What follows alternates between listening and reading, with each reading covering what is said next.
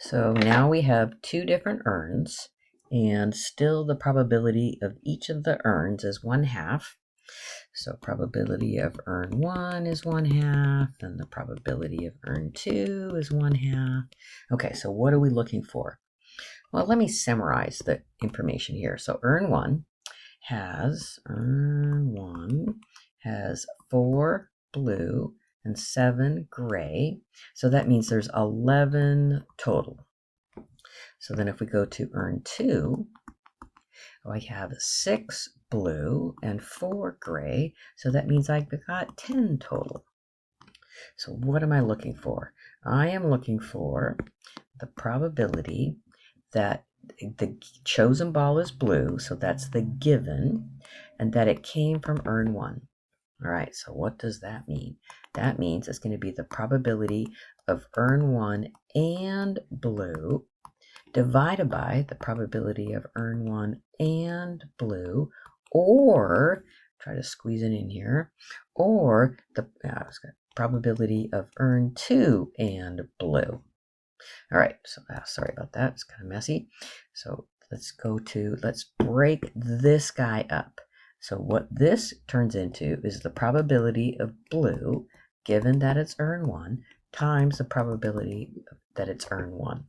And that's what this is too, right? Probability of blue, given that it's urn 1, times the probability urn 1. And then let's think about what this is. So plus the probability of blue, given that it's urn 2, times the probability that it's probability that it's urn 2. All right, so all of the probabilities of the urns are 1/2. So let me scratch that out so we know it's not that. So let's look at the numerator. So this up here, I know that probability of urn 1 is 1/2. Then what's the probability that it's blue given that it's urn 1?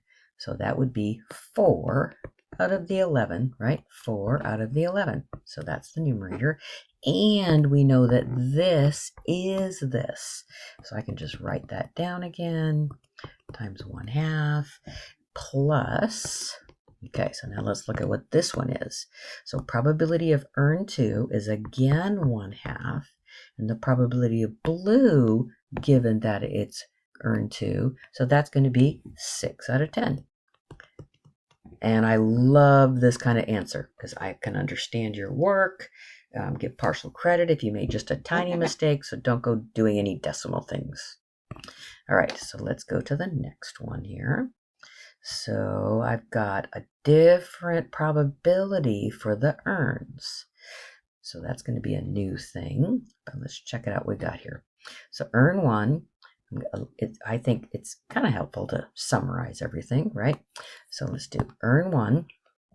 Urn 1 has 6 blue and 5 gray. Blue and 5 gray. So I can see that there's 11 total. But that's urn 1. Okay, so then urn 2 has 4 blue and 2 gray. So that means 6 total. Okay, so here's where the difference comes in from what the other ones we've had.